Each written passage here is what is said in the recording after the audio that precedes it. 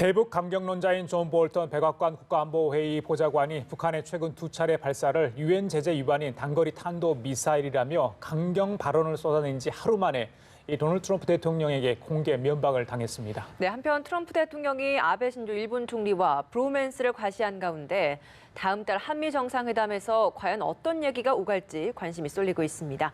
이 관련 내용들 이인배 협력안보연구원장과 짚어보겠습니다. 네, 원장님 안녕하십니까? 안녕하세요. 어서 오십시오. 예. 북한 김정은 위원장 지난 9일이었죠. 그 발사체 두 번째 발사했던 거 평성인가요? 예. 그 이후에 지금 모습을 좀 드러내지 않고 있고요. 또 두 차례 발사체 이후 북한도 좀 조용한 편인데 대미 전략 뭐 다른 뭐 전략을 짜고 있는 건지 아니면 다음 수를 좀 묘색하고 있는 건지 지금 상황 어떻게 좀 보고 계십니까?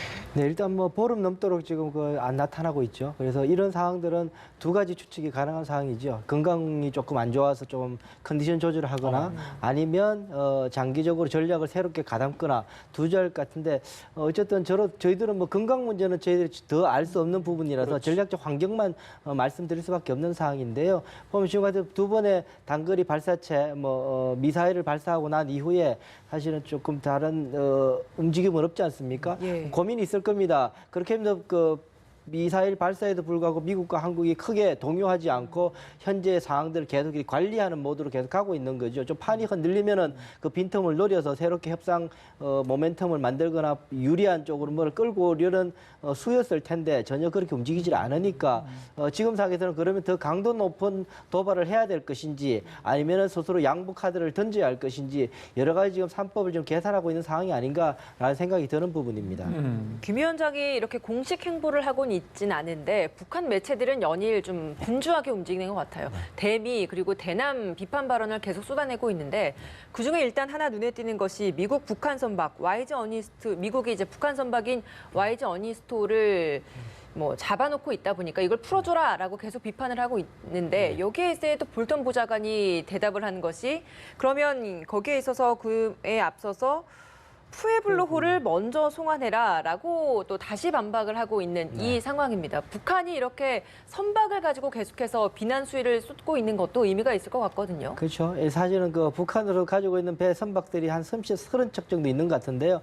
그중에서 두 번째로 큰 선박이에요. 그러다 보니까는 신경이 많이 쓰이죠. 사실은 지난해에 벌써 응유가 돼 있는 상태였었죠. 그랬다 7월 달에 미국 법무부에서 압수 영장이 발부되고 시기가 정확하게 밝혀지지 않고 5월 초에 이제 완전히 압수를 했다라고 이제 보도가 나오면서 이런 상황이 된 상황입니다. 그러니까 현실적으로는 지난해 이미 됐는데 올해 북한이 지금 거기에 대해서 돌려달라고 지금 이렇게 반발하고 있는 그런 상황입니다. 우선 보게 되면은 이것이 한두 척의 문제가 아니기 때문에 이렇게라도 방어막을 치는 게 북한으로서 좀 유리할 수 있다라는 생각이 드는 부분이 있고요. 거기에 대해서 이제 미국 쪽에서는 푸에블로 같은 경우에는 북한에서는 대동강변에 띄워놓고 항미 승리를 보여주는 아주 큰 대대적인 홍보 시설로 쓰고 있는 상황입니다. 이게 68년도에 납부된 거잖아요. 그렇죠. 68년에 정찰 선박이죠. 했기 때문에 미국으로서 늘 아픈 구석이 있는 부분입니다. 맞습니다. 항모라는 것은 사실은 영토거든요. 그 자체가 영토입니다. 그렇기 때문에 저것이 북한에 있다는 것은 굉장히 불편한 부분이고 하기 때문에 지난해에 2017년에 한참 미국하고 북한 간에 이 막폭탄을 많이 하게 될 때 코피 전략 중에 하나가 검토된 것 중에 하나가 푸에블로를 폭파시키는 안까지도 사실 한간에 떠돌릴 정도로 미국으로서는 저것이 조금 꽤 아픈 구석인 부분입니다. 그러니까 볼턴으로서는 그 말을 한 거죠. 지난번에 유엔 대사가 직접 나와서 기자회견도 했잖아요. 계속해서 외교적으로만 저렇게 돌려달라고 할까요? 아니면 다른 추가 행동이랄지 이런 것도 좀 고려를 하고 있을까요? 북한에서요. 지금 두 번 정도는 이제 메일을 통해서 서신을 통해서 하고 나서 유엔 안보리와 상임위에다가 총회에다가 공식 문건으로 기탁을 해서 전 세계 회원국들이 회람할 수 있게끔 이렇게 조치를 해서 본인들의 그런 여론전을 더 강력하게 압박하고 있는 그런 상황입니다. 실제로 저거는 보면은 유엔 제재위원회에다가 이 제재 거기에서 집행을 한 거기 때문에 거기에다가 항의를 하고 조치를 받는 게 맞는데 제재위원회에 대해서는 전혀 응답을 하지 않고 무시하고 있는 상황이죠. 그렇게 제재위원회를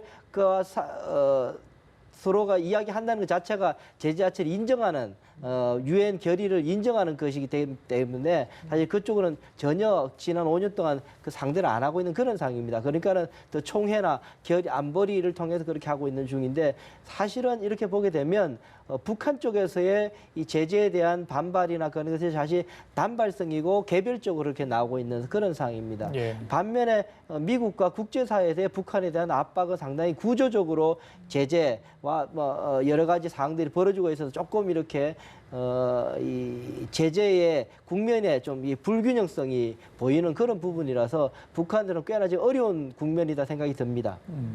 그 북한이 지난번에 두 차례 쏘았던 그 단거리 발사체 네. 이게 탄도 미사일이냐 아니냐 뭐 논란도 있었습니다만 그 와중에 저희들이 좀 공부를 새로 했던 게 순항 미사일 얘기도 좀 많이 하지 않았습니까? 네. 지난 23일인가요? 미 국방부 부차관보입니다. 네. 해상 순항 미사일로 동북아에 핵 억지로 제공되는 게 가능하다 이런 언급을 했어요. 그 이제 단거리 발사체 이후에 이런 발언을 했기 때문에 북한의 어떤 그런 상황에 따라서 어떤 북한에 우리도 이런 행동을 할 수 있다. 북한의 어떤 경고 메시지로 해석될 가능성도 있을 것 같은데 어떻게 보십니까? 저도 그렇게 보고 있습니다. 사실은 앞서 제가 말씀드린 것처럼 국제사회와 미국의 북한에 대한 대응 자체가 상당히 구조적이라고 제가 말씀드린 부분이 이 부분도 포함이 됩니다. 왜냐하면 미국이 그냥 단발성으로 저렇게 전투핵 재배치 항모에다가 배치하는 순항함에다가 배치하는 순양 미사일이 아니라 그렇게 단발성을 이야기하는 것이 아니라 실제로 지난해부터 제도적으로 많이 준비를 해온 상황입니다. 2018년 2월에 NPR 핵 대비 태세 보고서라는 것을 미국에서 트럼프 정부 각 정부마다 한 번씩 발표하게 되는데요. 예. 그들 발표하면서 핵의 폭발력을 줄여서 현장에서 쓸 수 있는 핵미사일 핵을 개발하겠다라고 지금 NPR의 핵심적인 조언 중에 하나였습니다. 예. 그리고 나서 또 INF 중단거리 핵미사일 폐기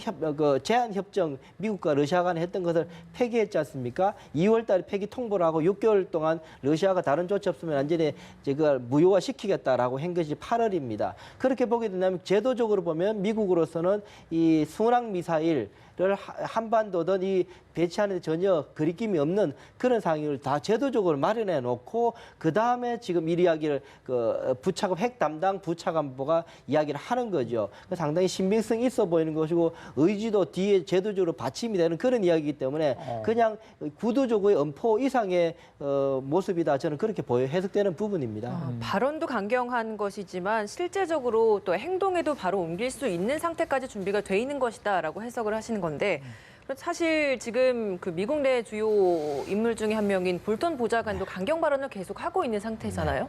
유엔 안보리 제재 위반이다. 이번에 쏘았던 두 발의 미사일을 두고도 그런 표현을 했었는데 그럼 볼턴 보좌관의 이런 발언은 어떻게 해석하고 계십니까? 볼턴 보좌관은 우리 익히 아는 바처럼 강성이죠. 강성일 뿐만 아니라 핵 미사일 무기에 대해서 대단한 전문가 20년 이상을 계속 북한에 대해서는 계속 쫓아온 사람이기 때문에 아마 미국 내에서는 저 사람하고 논쟁에서 북한 핵 문제, 미사일 문제 논쟁에서 이길 만한 사람 별로 없을 정도로 굉장히 전문가입니다. 예. 그러면서 강성이다 보니까 훨씬 말의 힘이 세게 느껴지는 그런 부분이 있죠. 그런 사람이 지금 이야기를 하는 게 두 가지 이야기하는 게 첫 번째 이야기는 뭐냐면은 이번에 발사한 유엔 안보리 위반이다라고 예. 이야기한 거죠. 탄도 미사일이다 그 말을 하고 있는 겁니다. 그러니까는 미국의 볼턴은 이번 북한의 그거 자체도 굉장히 예의주시하고 보고 있다라고 지금 이야기하면서 경고를 북한에다 하고 있는 그런 상황이라고 볼 수 사실 있습니다. 미국 정부도 그렇고 우리 정부도 그렇고 서로 정보 공유하에 굉장히 좀 신중한 자세를 보이고 있었던 상황이었거든요. 그런 상황인데 이렇게 볼턴 보좌관이 미국 내 고위 관계자 중에서는 처음으로 이렇게 유엔 안보리 위반이다라고 공식적으로 발표를 했기 때문에 이런 것도 혹시 계산된 발언일까라는 궁금증도 생기거든요. 전략적으로 북한에 대한 압박을 좀 하고 있는 거다 그렇게 좀 보여주는 부분이고 분명히 계산합니다.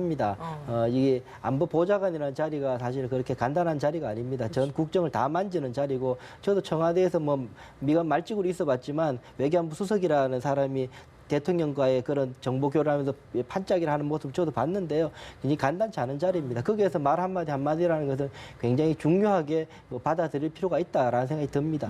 그런데 문제는 트럼프 대통령이 바로 다음 날 예. 좀 면박을 주는 상황 제가 앞서 좀 언급을 했습니다만은 왜 그런 겁니까? 저게 코드가 안 맞는 겁니까? 아니면 일부러 한 겁니까?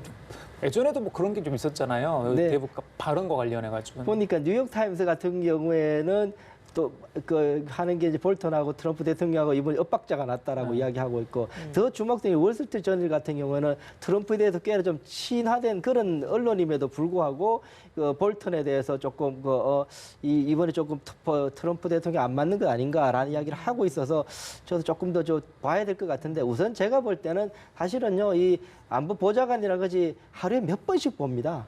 대통령. 그 사실은 이 백악관 구조를 아시겠지만 그 바로 옆에 자리 있기 때문에 거의 왔다 갔다 하면서 보고 그렇게 하는 자리이기 때문에 서로가 생각이 틀리면은 둘 수가 없습니다. 특히나 이거는 청문회 자리가 아니기 때문에 바꾸면 됩니다. 사실 트럼프 대통령은 청문회 자리도 그냥 바꿔버립니다. 그 매티스 국방장관도 바로 그냥 트위터로 파이어 시키는 사람이기 때문에 만약에 본인의 트럼프 대통령이 생각하는 전략적인 테두리 내와 완전히 바깥에 있었다면은 볼턴 아마 이렇게 밀어냈을 겁니다. 그렇지 않다는 것은 나름 역할 분담을 하고 있는 것 아닌가. 저로서는 제가 정책 결정 과정에 대해서 조금 이렇게 실무를 해봤고 좀 공부를 해본 그런 거를 보면 저로서는 이것이 좀 역할 분담일 가능성이 높다라는 생각을 합니다. 한쪽에서는 경고를 하고 한쪽에서는 이 상황을 관리하는 그런 쪽이 아닌가라는 생각이 듭니다. 저는. 그러면 큰 틀에서는 결국에는 대화의 노선은 이어가겠다.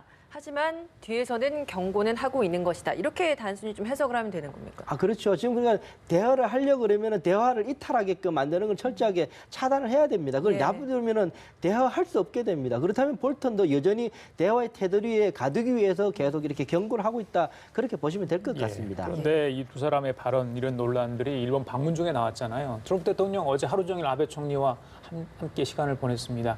골프도 치고 수모 경기도 관람을 하고요. 하루 세 끼를 같이 먹었다. 뭐 의전 외교니 아베 여행사니 일본 내에서도 뭐 비판이 있는 것 같습니다. 이런 소위 이른바 의전 외교 두 사람이 뭐 가까워질 수 있는 계기가 있는데 실질적으로 어떤 성과가 낼 수 있을지 어제 무역 협상 연기 이야기는 나왔습니다만 어떻게 보십니까? 두 정상의 저런 모습에 대해서는. 일단 일본 같은 경우는 철저하게 국익 중심으로 사실은 체면이라고 우리 국민들이 봤을 때는 만약 우리 대한민국 대통령께서 이렇게 하면은 조금 불편해하시는 국민들이 훨씬 많을 것 같은데 일본 같은 경우에는 불편한 점이 여전히 있습니다. 언론에서 그렇게 다루기도 하는데 그럼에도 불구하고 어쨌든 이렇게 잘 편안하게 지나가는 그런 분위기인데요. 보면 아베 같은 경우에는 우선 보게 되면 7월에 참여연 선거가 있어서 거기에 일단 전략적으로 많은 초점이 맞춰져 있습니다. 그러다 보니까는 그래 트럼프 대통령도 선물을 줬죠. 무역 협상을 7월 이후까지 기다리겠다.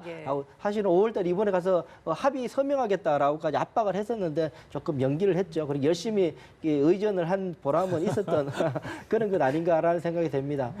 그다음 사실은 이제 우리에게 주목되는 건 아베와 트럼프 대통령 간에 북한 관련돼서 어떠한 그 입장이 나올까가 조금 더 봐야 되는 그런 상황이기도 합니다. 나루히토 일왕과 또 면담한 후에 이제 아베 총리와 정상회담 오늘 하게 되는데 오늘 이렇게 미일 정상회담에서는 그러면 북핵과 관련된 부분에 있어서도 좀 심도 있는 이야기가 나올까요? 보니까 일정을 보니까는 이 아베 총리와 정상회담 끝나고 나면 오후에 일정 중에 하나가 그 납북자 가족들하고 트럼프 대통령이 면담하는 게 있더라고요. 그리고 또 그 공동 기자회견도 준비돼 있고 그렇다면 쭉 이어서 좀 생각해 볼 필요가 있겠다. 그러면은 아베 앞서 말씀드린 것처럼 아베 총리도 이 7월 참여연 선거를 위해서라도 그 가장 일본 국민들의 인기 있는 사실은 해결되기가 굉장히 지난한 이슈인 납북자 이슈에 대해서 이제 트럼프 대통령의 적극적인 구두적인 지원은 받아야 되는 그런 상황일 겁니다. 그렇게 일정도 그렇게 그래서 아마 그렇게 잡은 거로 보여지는 부분이고요. 그 다음 부분은 이미 아베 총리도 이야기한 바 있지만은 북한과의 어쨌든 새로운 대화를 모멘텀을 마련하겠다라고 하고 있는 부분인데요. 제가 볼 때 일본 쪽에서는 계속 그러고 있고 미국 쪽의 트럼프 대통령도 거기에 대해서 일정 부분 좀 권한을 좀 이양한 너네들이 해봐라라는 쪽으로 생각하고 있는 것 같기는 한데요. 북한 쪽에서 지금 십사에 나오지 않고 있는 그런 입장인 것 같습니다.